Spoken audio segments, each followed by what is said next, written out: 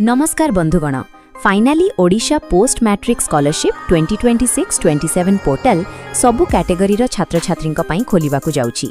किंतु सावधान, केउ गोटे छोट डिजिटल लिंक भूल थिले आपणक फॉर्म सीधा सड़क रिजेक्ट होइजिबो।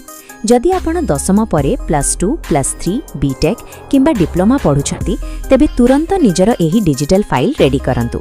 प्रथमे निजर आधार कार्ड एवं अपडेट थिबा इनकम और कास्ट सर्टिफिकेट को एही फोल्डर रे जोड़ंतु।